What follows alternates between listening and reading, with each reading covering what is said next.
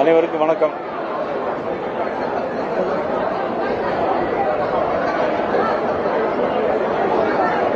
இன்னைக்கு காலையில்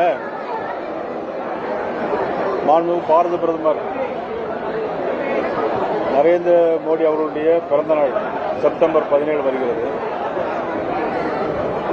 அந்த நிகழ்வை 2 வாரமாக கொண்டாட வேண்டும் என்பதற்காக கோயம்புத்தூரில் நடந்த நிகழ்ச்சியிலே கலந்து கொண்டு அன்பது இப்பொழுது எங்களுடைய அன்பு தம்பி மதுரை மாநகர் மாவட்ட தலைவர் மாரிச்சின்னத்தினுடைய சகோதரருடைய திருமணத்தில் கலந்து கொள்வதற்காக மதுரை வந்தேன். இங்கேயும் உங்களை இந்த சூடான நேரத்தில் சந்திப்பதில் முக்கிய மகிழ்ச்சி அடைகிறேன். தொடர்ச்சியாவே எடப்பாடி பழனிசாமியை முதலமைச்சர் கேண்டிடேட் அமித்ஷா சொல்லவே இல்லை. நயனா நாயகன் தான் திரும்ப சொல்லிக்கிட்டே இருந்தாரு. சொல்லி எங்களை வெளியில போறதுக்காக நிர்பந்தத்தை உருவாக்குனாரு அப்படின்னு சொல்றாரு. ஓபிஎஸ் வெளியே போறதுக்கு நீங்க தான் காரணம், இந்த கூட்டணி பலவீனம் அடைவதற்கு நீங்க தான் ஒரு காரணம்ன்ற மாதிரி அவர் சொல்றாரு. அது என்ன காரணம்னு சொல்றாரு? நீங்க தான் அமித்ஷா சொல்றதுக்கு வேற அர்த்தம் வச்சு தமிழ்நாட்டில் நீங்க தான் சொல்லிட்டே இருக்கீங்க. அமித்ஷா எடப்பாடி பழனிசாமி சிஎம் கேண்டிடேட் சொல்லல, அதிமுகவுல இருந்து ஒருத்தர் தான் சொன்னாரு. ஆனா இவர் எடப்பாடி தான் சிஎம் கேண்டிடேட் அப்படின்னு சொல்லிட்டே இருக்காரு. மாண்புமிகு மதிப்பிற்குரிய நான் இப்பொழுதும் நேசிக்க டிடிவி சார், நாங்களாம் டிடிவி சார்னு தான் சொல்ல வரோம். நான் மட்டுமல்ல, என்னை சார்ந்த நிறைய பேர் டிடிவி சார்ந்த மரியாதையை கொடுப்பாங்க. அதே மரியாதை எனக்கு இன்னைக்கு உண்டு, நாளைக்கும் உண்டு. 2001 ஆட்சி மாற்றம் ஏற்படும் போது என் போன்றவர்களுக்கு ஒரு அங்கீகாரம் கொடுக்கிற வகையில் புரட்சி அம்மா இருந்தார்கள். அதற்கு உதவியாக இருந்தவர் மாண்புமிகு டிடிவி தினகரன் டிடிவி சார் அவர்கள். இன்னைக்கும் நான் அதை நன்றியோடு நினைத்து பார்க்கிறேன். 2021 ஆண்டு தேர்தலில் அவர்கள் தனியாக நின்றார்கள். அப்போது நாங்கள் எடப்பாடி திரு பழனிசாமி அவர்களோடு கூட்டணியில் இருந்தோம். அப்பொழுது எங்களுடைய ஒரு பொதுக்குழு நடந்தது. இதெல்லாம் சில விஷயங்களை சொல்லக்கூடாது இருந்தால் நான் சொல்றேன், ஏன்னா உங்களுக்கு ரொம்ப இன்ட்ரெஸ்டிங்கா இருக்கும். அப்போ ஒரு சில கூட்டத்தில் கலந்து கொள்ளும் போது நான் டிடிவி சார், சின்னம்மா எல்லாரோடு இருந்தால்தான் நம்முடைய ஆட்சி அமைக்க முடியும் என்று நான் அன்றைக்கே எங்களுடைய உயர்மட்ட குழு கூட்டத்தில் நான் பேசினேன். ஆனால் மற்ற கட்சிக்காரர்களுக்கு தெரியும், எங்களுடைய கட்சிக்காரர்களுக்கு தெரியும், ஆனால் உங்களுக்கு தெரிய வாய்ப்பு. அந்த அளவுக்கு மதிப்பு வைத்திருக்கிற நாங்கள் அதன் பிறகு பாராளுமன்றத்தில் அதிமுக எங்களோட கூட்டணி இல்லை, ஆனால் டிடிவி சார் எங்களோட கூட்டணியில் இருந்தார். அதுவும் ஒரு பக்கபலமாக இருந்தது என்று உண்மை மறுக்க முடியாது. ஏன்னா மற்ற அரசியல்வாதிகள் மாதிரி நான் சும்மா உங்களுக்காவட்டி ஒன்றும் அவங்களுக்காவட்டி நான் ஒன்று சொல்ல வேண்டிய அவசியம். ஒரு காலகட்டத்தில் மதிப்புடைய டிடிவி சார் அவர்கள் அமித்ஷா அவர்கள் யாரை முதலமைச்சர்னு சொல்றாங்களோ அவங்களுக்காக நாங்கள் வேலை செய்ய தயார் அப்படின்னு என்கிட்ட சொன்னாங்க. நானும் அவங்கள்ட்ட கலந்துரையாட இருக்கேன். ஆக இப்படியாப்பட்ட சூழ்நிலையில் இன்னும் தேர்தலுக்கு 7 மாசம் இருக்குது. ஆனால் சில காலகட்டங்களில் சில அரசியல் மாற்றங்கள் வந்திருக்கலாம், சில மன வருத்தங்கள் கூட ஏற்பட்டிருக்கலாம். ஆனால் அதையெல்லாம் எங்களுடைய அகில இந்திய தலைமையோடு பேசி கூட தீர்த்திருக்கலாம். இல்லை என்றாலும் பரவாயில்லை, இன்னும் காலம் இருக்கிறது. நம்மளுடைய நோக்கம் என்ன? டிடி சாருடைய நோக்கம் என்ன? திமுக ஆட்சிக்கு வரக்கூடாது. எங்களுடைய நோக்கம் என்ன? திமுக ஆட்சிக்கு வரக்கூடாது.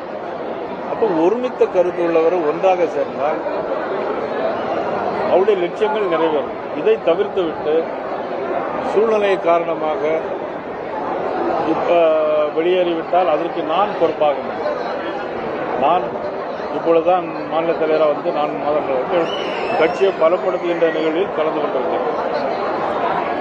எனக்கு அதிமுக என்று வரும்போது எல்லாருமே நண்பர்கள் தான். அதனால யாரும் வெளியேறுவதற்கு நான் காரணமாக இல்லை என்று நான் கூட்டணிய நீங்க தான், ஏன்னா உங்களை நம்பிதான் உங்களோட தான் தேசிய ஜனநாயக கூட்டணி இருக்காங்க. இப்பதான் எழுதி உங்க கூட்டணிக்குள்ள வருது இந்த எலெக்ஷன்ல. அப்போ உங்க கூட்டணியில உங்களோட ஏற்கனவே போன எலெக்ஷன்ல இருந்து வந்தவங்களோட காப்பாற்றணும், அவங்களை கூட வச்சுக்கிற ரெஸ்பான்சிபிள் உங்களுக்கு இருக்குல்ல. 2 பேர் வெளியே போறாங்க. ஓபிஎஸ் வெளியே போனதே சரி பண்றதுக்கு எந்த முயற்சி எடுக்கிறதும் டிடிவி சொல்றாரு. அதாவது டிடி சார் அவரை பற்றி தான் பேசணும். அவர் வேற கட்சி, இவர் ஓபிஎஸ் அண்ணன் வந்து வேற இதுல அவரை காப்பாத்தல அப்படிங்கறதுக்காக இவர் பொறுப்பை எடுத்துட்டு வெளியே அப்படி இல்லை. நான் தெளிவா சார் நான் தெளிவா சொல்லியிருக்கேன். உங்க பிரஸ்லயே சொல்லியிருக்கேன், உங்க முன்னாலே சொல்லியிருக்கேன், 100 தடவை சொல்லியிருக்கேன். டிடி சார் எங்களோடு இருக்கிறார். நாங்கள் எங்களோடு பாராளுமன்றத்தில் எங்களோடு கூட்டணி இருந்தால் தொடர்ந்து இருப்பார்னு சொல்லியிருக்கேன். கேமரா இப்போ இல்ல நான் அவர்கள் சொன்னால் நான் நேரடியாக போய் பேச தயாராக இருக்கேன். மதிப்புள்ள டிடி சார் நான் ரெடி, நான் தயாராக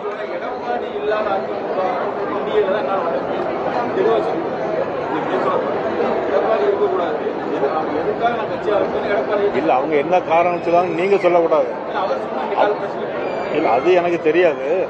நான் மீட்டிங்ல இருந்தேன். அவர்கள் சொன்னதுனால நீங்க சொல்லிங்க நான் நம்ப முடியாது. அது காலம்தான் பதில் சொல்லும். பார்க்கலாம். நிச்சயமா நடக்கும் சார்.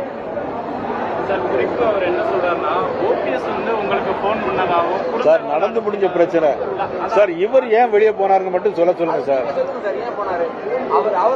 அது அவர் நீங்க அவர்கிட்ட போய் கேளுங்க. அவர் என்ன சொல்றாருன்னா, நீங்க தான் காரணம். அதாவது 19 இல்லாத அதிமுக எடப்பாடி இல்ல, என்ன செய்யணும், எங்களுக்கு எது நெருடல், எங்களுக்கு என்ன பிரச்சனைன்னு பாஜகவுக்கு தெரியும்.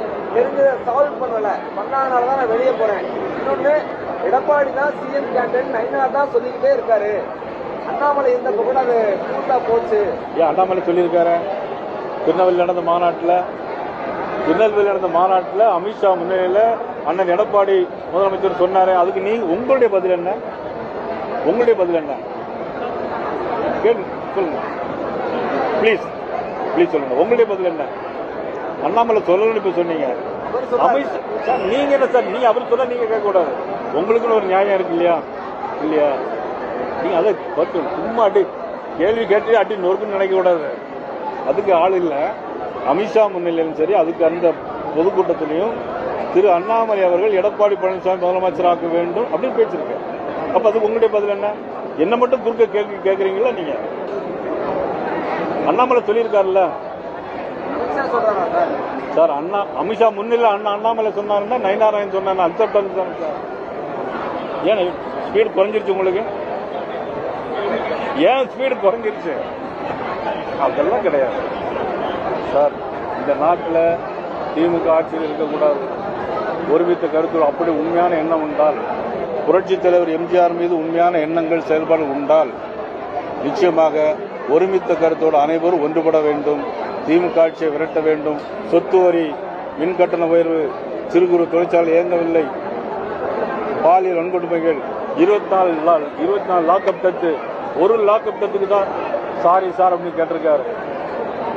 என்ன சார் நாட்டில் நடக்குது? பிரஸ்ல பேசிட்டா எல்லாம் முடிஞ்சிடாது. நீங்களும் கேள்வி கேட்டா எல்லாம் முடிஞ்சிடாது. பதிலே சொல்ல தம்பி, பதிலே சொல்லல. அது நீங்க தான் அவன்கிட்ட கேட்டுட்டு சார், ஒரு குடும்பத்துல ஒரு வீட்டுக்குள்ள எவ்வளவு பிரச்சனை இருக்குது. நீங்க என்ன மடக்குனீங்க? நான் கேட்டதுக்கு பதில் சொல்ல மாட்டேங்கிறீங்க. ஒன்றுபட்ட அதிமுக இருந்தாதான் பலம்னு சொன்னீங்க. அப்படி சொன்னவரையும் இன்னைக்கு எடப்பாடி பழனிசாமி நீக்கிட்டாரு. ஒன்னாள் என்று தெரிஞ்சு போச்சு. அதாவது எப்படின்னா, பலம் இல்லைன்னு நாங்க கூட்டணியில் இருக்கிறோம். நாங்க கூட்டணி உறுதியா சொல்றேன். நாங்க கூட்டணியில் இருக்கிறோம். இப்பவும் சொல்றேன், டிடி சாரை போய் பார்க்கணுமா பேசணுமா நான் ரெடி, தயார். அண்ணன் ஓபிஎஸ் போய் பார்க்கணுமா நான் தயார். என்னுடைய நோக்கம் எல்லாம் திமுக வெகுஜன விரோதியாக இருக்கிறது. ஒரு குடும்ப ஆட்சி நடக்கிறது. நான் சொன்ன இவ்வளவு பிரச்சனை மீடியாவில் இவ்வளவு இருக்கு சார். ஆனா எல்லா மீடியாவும் எங்களை நோக்கியே வந்துட்டு இருக்குது. எங்களை தான் மடக்கி கேள்வி கேட்டுட்டே இருக்கிறீங்க. இல்ல சார், இப்ப பின்னணியில அண்ணாமலை இருக்காருன்னு நினைக்கிறீங்களா? ஏன்னா வெளியில சொல்றாங்கல்ல எல்லாருக்கும் சார், திரு அண்ணாமலை அவர்கள் எங்களுடைய கட்சி சார். அவர் ஏன் அவரு பின்னால போக வேண்டிய அவசியம்? மதிப்பு இல்லைன்ற உரிய மதிப்பு இல்லைன்னு யார் சார் சொன்னா? அன்னைக்கு நகை திருட்டு வழக்குல வந்து திமுக ஊராட்சி மன்ற தலைவர் கைது செய்யப்பட்டிருக்காங்க.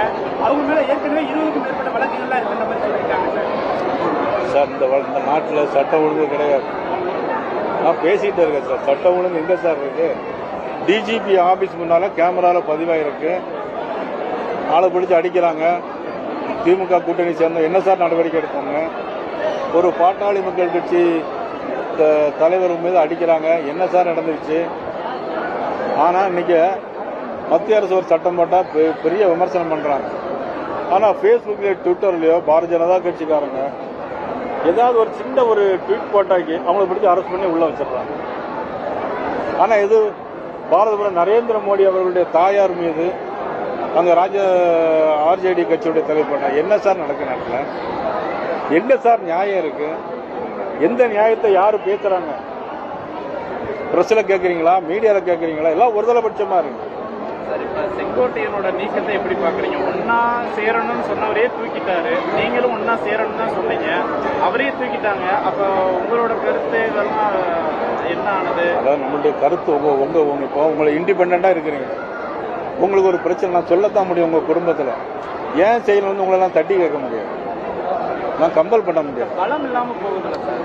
பலம் வரும் சார். 7 மாசம் இருக்கு. பலம் வரும். நல்ல நாட்டுக்கு வளம் வரும். நல்ல ஆட்சியும் வரும். நன்றி, வணக்கம். மக்கள் வந்து தெளிவா இருப்பாங்க. என்னைக்குமே இந்த ஆட்சி கூட நினைப்பாங்க. ஒழுங்கா ஒன்னும் ஸ்பிரிட் ஆகுது. நான் என்ன சொல்றேன், இந்த பாருங்க, உறுதியா சொல்றேன் உங்களுக்கு. 89 திமுக ஆட்சி, 91 அண்ணா திமுக அம்மாவுடைய ஆட்சி, 96 மாற்று அரசாங்கம், 2001 கலைஞர் அவர்கள் எல்லா ஜாதி கட்சிகளையும் சேர்த்தார். பெரிய பெருத்த கூட்டணியா வச்சிருந்தாங்க. யார் சார் ஆட்சிக்கு வந்தாங்க? ஆட்சி மாற்றம். திமுக என்னைக்குமே தொடர்ந்து ஆட்சிகள் இருந்தது கிடையாது. உறுதியாக வச்சு சென்டிமெண்ட்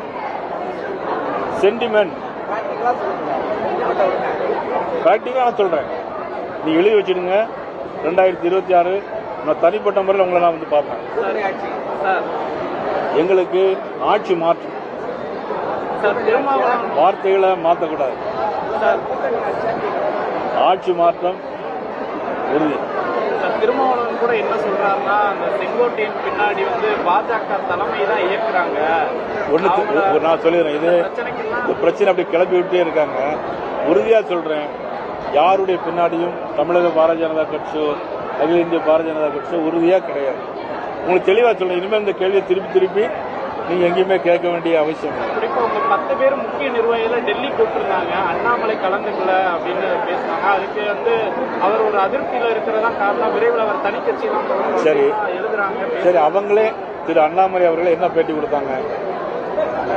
பிளீஸ் இல்ல ப்ளீஸ் கொஞ்சம் சொல்லுங்களேன். இல்ல, திரு அண்ணாமலை என்ன சொன்னாங்க? தலைவராக இருக்கும்போது தொண்டர்களுக்கு நேரம் ஒதுக்க முடியல. இப்ப தொண்டர்கள் நிறைய நிகழ்ச்சி கூப்பிடுறாங்க, அதனால நான் போக முடியல அப்படின்னு நான் டெல்லிக்கு சொன்னேன்னு சொன்னாரு. ஒரு முக்கிய தலைவர் கூப்பிடும் போது போகாம இருக்க சரியான முறை தானா சார்? சார், இப்ப அன்னைக்கு நான் முகூர்த்த நாள் அன்னைக்கு நானே போக முடியாத சூழ்நிலை தான். இருந்தாலும் தலைவர் அப்படிங்கிறதுனால நான் போக முடியாது. இல்லைன்னா நானே போயிருக்க முடிய வாய்ப்பு எனக்கு கிடைக்காது. எனக்கு தொகுதியில் வந்து நிறைய கல்யாணத்துக்கு அட்டன் பண்ணிட்டு இருக்கோம், போக முடியல. என் தொகுதியில் நிறைய பேர் கேட்காங்க, இப்போ நீங்கள் இந்த மாதிரி வரல அப்படின்னு கேட்குறாங்க. அதே மாதிரி சில வாய்ப்புகள் வந்து குடும்பத்தில் உள்ள நிகழ்வு இருக்கும்போது போயிருக்கலாம். வேற நான் போகலாமா சாப்பிட?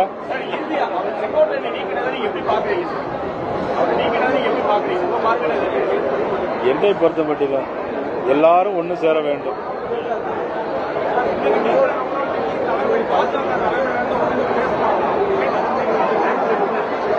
அதாவது இந்த காலத்துல எல்லாம் வந்து யார்கிட்டையும் எதையும் கேட்டு தெரிய வேண்டிய அவசியம் இல்லை. இங்க நிகழ்ச்சி நடக்கிறதுக்கு முன்னாடி நான் போயிட்டே இருக்கு செய்தி. உங்களுக்கு மட்டும் இல்ல, பாரதிய ஜனதா கட்சி மட்டும் இல்ல, காங்கிரஸ் கட்சியா இருந்தாலும் சரி. இப்ப இங்க பேசிக்கிட்டு இருக்கும்போது அங்க எல்லாம் பார்த்துட்டு கமெண்ட் கீழே போட்டுட்டே இருக்காங்க. இப்போ நான் எனக்கு போட்டுட்டே இருப்பாங்க.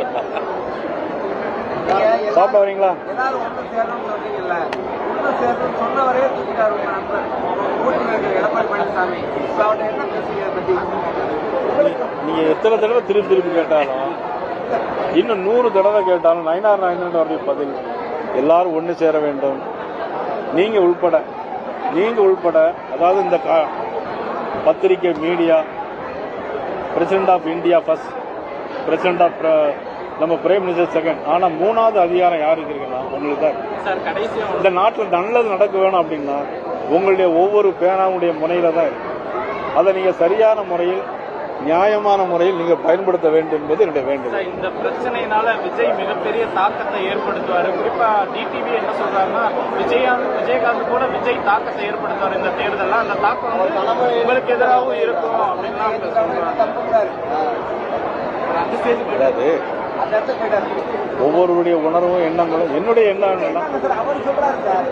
அதான் இல்ல நான் என்ன சொல்றேன்னா, இங்க பாருங்க, எம்ஜிஆருடைய உணர்வுகள், இந்த தேச சிந்தனை, இதெல்லாம் இருக்கணும் நாட்டுக்கு. அவ்வளவுதான்.